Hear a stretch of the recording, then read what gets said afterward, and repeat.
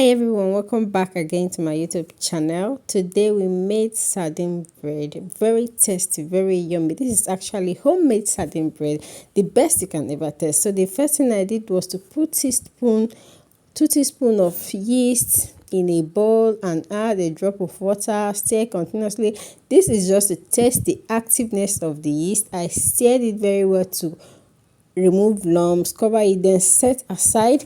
I have my flour. This is about 450 grams of flour. I added 2 spoons of sugar, 2 spoons of nutmeg, and mix everything. This is actually the dry ingredient I'll be using for this recipe. So I mixed everything together, then make a little hole inside of it. I actually used 2 teaspoons of sugar because I'll be using condensed milk. So I added oil from my sardine. This actually has a lot of oil in it. So I first of all added oil from my sardine, then some butter to complement the salt. I added my condensed milk. And of course, I'm going to use my hand so that I'll feel the texture of the flour. So I mixed everything thoroughly until it becomes crumbly.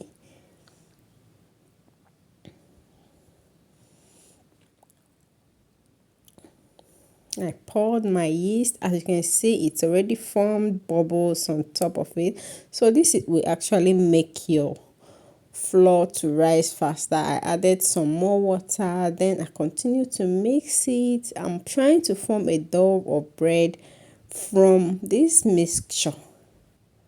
So make sure you add little water little by little so that you won't have your flour over mixed or too watery. And remember to set aside some dry flour in case you mistakenly poured excess water, and also for making a dough. So this is what I got after about 30 minutes of thorough mixing, turning, and rolling of my flour. So at this point I have to cover my dough and allow it to stay for about 45 minutes. I have my sardine. I'm just going to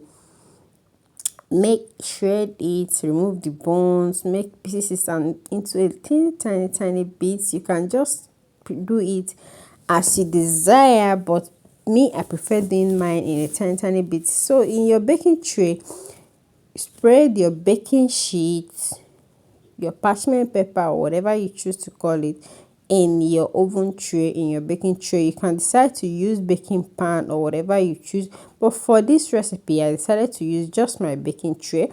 So I spreaded some butter on top of my baking sheet so that I won't have it burnt.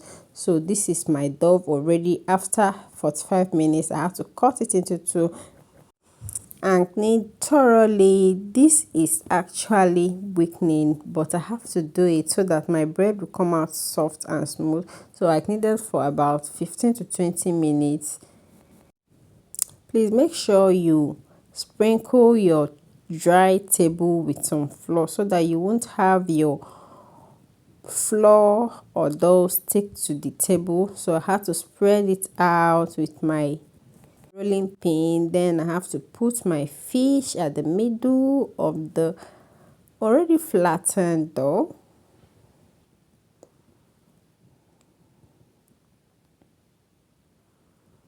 You can decide to mold in any shape of your choice. So spread some butter at the tip of the dough so that it will help it close, so that it won't tear open when it's already in the oven. So I have to close it very well. I'm actually making the shapeless bread because I won't be using a baking pan, but however you choose to. I'm actually consuming it myself. I'm not selling it. So however you choose to make yours, you can decide to use a baking pan. You can decide to do a freehand. However you choose, try to close the tip just the way I'm doing so that you won't have it tear open at the heat.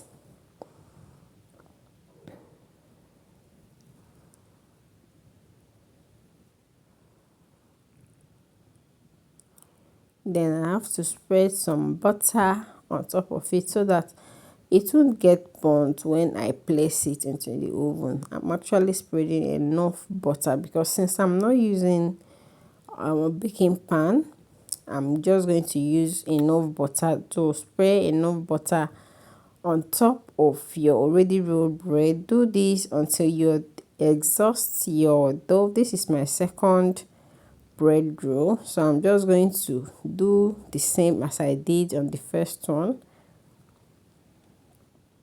Make sure you close the tips very well, then place on your already buttered baking pan, butter again. This needs a lot of butter, then set into your oven.